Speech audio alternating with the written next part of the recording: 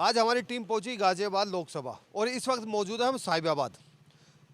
चुनाव होना है दूसरे चरण में उत्तर प्रदेश में और जनता जनार्दन हमारे साथ है। आइए पूछते हैं कि जनता के मन में इस बार क्या है और वो क्या बदलाव चाहते हैं और अपने नेता से क्या अपेक्षा रखते हैं। आपसे शुरुआत करते हैं क्योंकि नारी शक्ति है आप। क्या नाम है आपका? डॉक्टर मीना हाशमी। मैं देख रहा हूँ कि आप अपनी पूरी टीम के साथ आए हैं और आज बड़ा अच्छा दिन है। क्या कहना चाहते हैं और किसको चुनना चाहते हैं? क्या लगता है कि कौन बदलाव करेगा?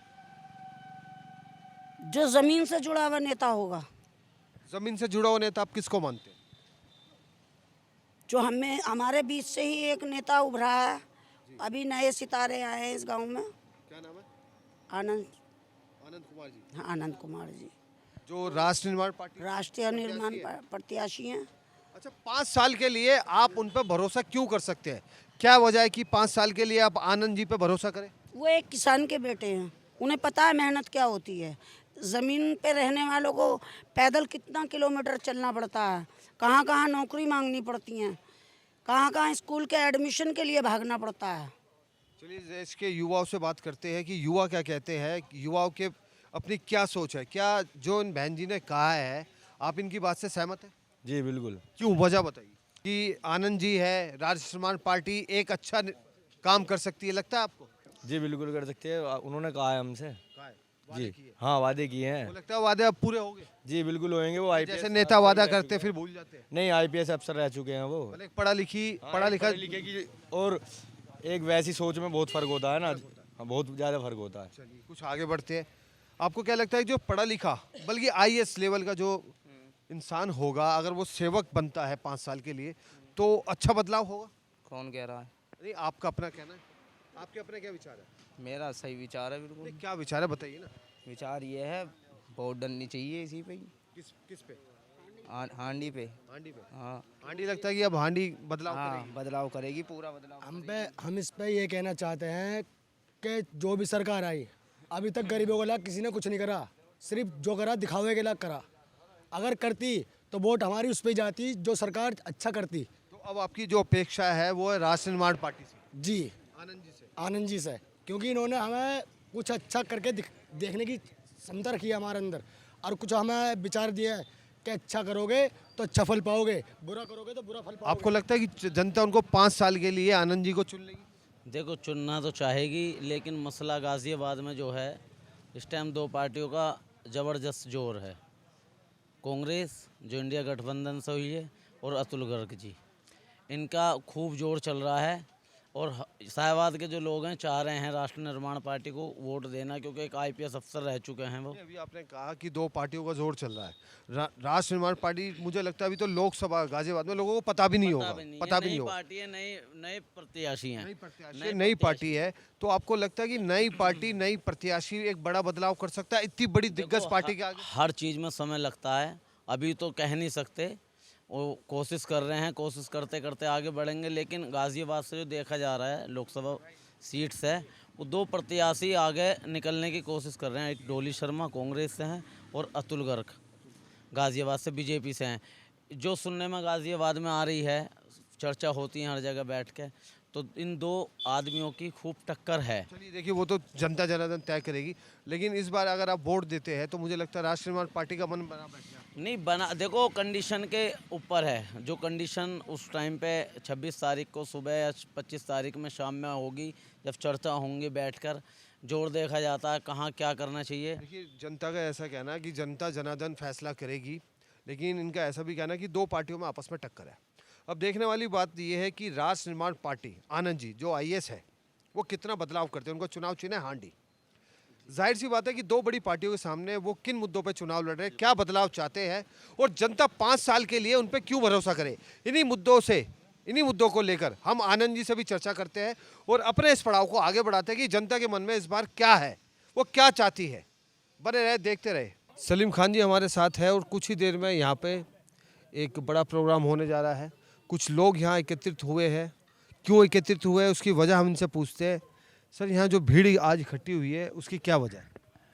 यहाँ डॉक्टर आईपीएस जो अधिकारी हैं वो आने वाले हैं, और जो आज के लिए जो बेरोज़गारी परेशानियाँ जो चल रही हैं और जो कमज़ोर को दबाया जाता है उसके बारे में हमारी सुनवाई होगी, सुनेंगे हमारी बात को, हम रखेंगे उनके सामने।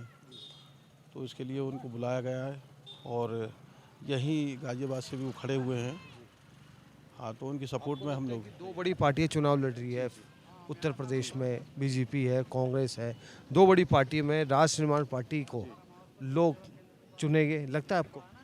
जी देखो, जो परेशान है हमारे जैसे लोग हैं जितने भी, और पीड़ित हैं जो लोग बेचारे दबाए जा रहे हैं, है ना, पिछाए जा रहे हैं, तो शायद ऐसे लोग जो है, क्योंकि इनके पास कोई चीज़ की कमी तो है नहीं। मतलब एक नया उदय, एक नया भारत, एक नया प्रत्याशी, नई पार्टी। जी नई पार्टी, नई प्रत्याशी, तो ये हमारी सुनेंगे और आगे हमारी बात को रखेंगे। और जी हमें लगता है कि हमारा काम करेंगे। चलिए, सलीम खान जी को लगता है कि जो नई पार्टी के प्रत्याशी है डॉक्टर आनंद जी, वो जनता की बात सुनेंगे और अब वो जनता को क्या संबोधित करेंगे उस पर भी हम अभी आप रोशनी डालेंगे। जो भ्रष्टाचार का खेल चल रहा है और जिसमें सारी पार्टियों की सरकार है, वो इस खेल में लगी हुई और व्यापारियों को परेशान करके उनसे धन ऐंठा जा रहा है। मैं जानना चाहता हूं, क्या यही सरकारों का काम होता है?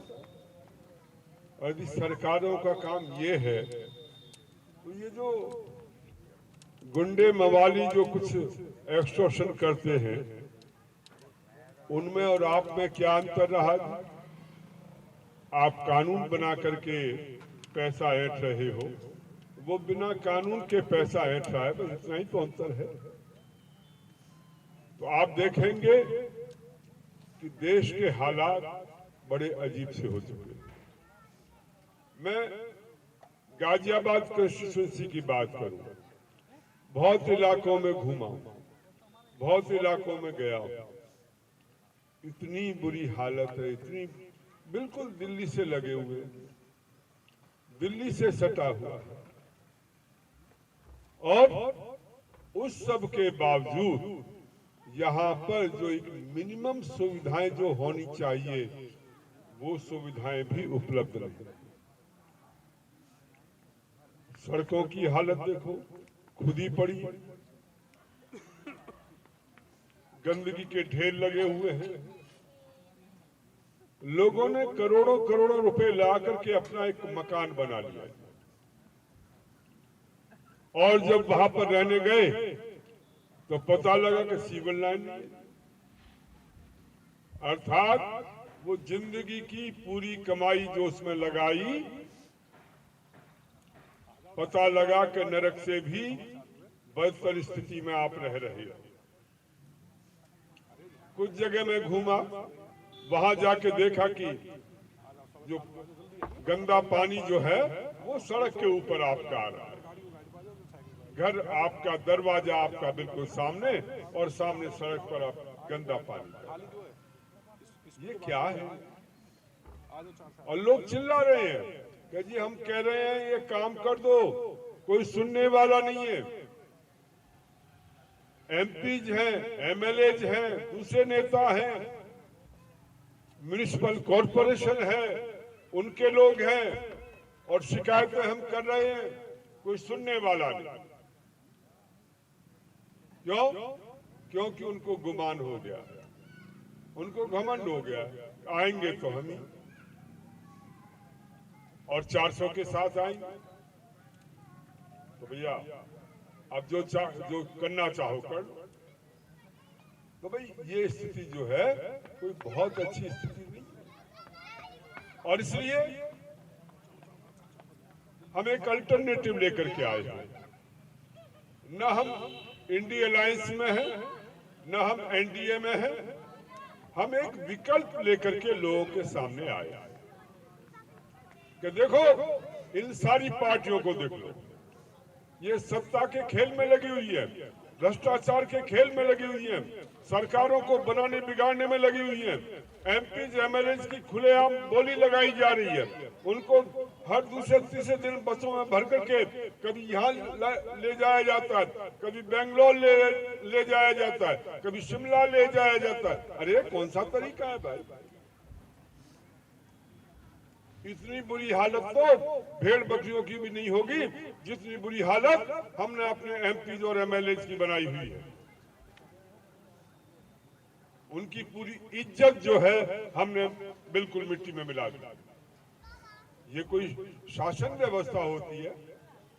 और इसलिए हम एक अल्टरनेटिव लेकर के आए हैं, एक विकल्प लेकर के आए हैं कि राष्ट्र निर्माण पार्टी, देखो नाम देखो, किसी पार्टी का ऐसा नाम नहीं होगा। आप बोलो कांग्रेस, क्या मतलब निकलता है? आप बोलो बीजेपी, क्या मतलब निकलता है?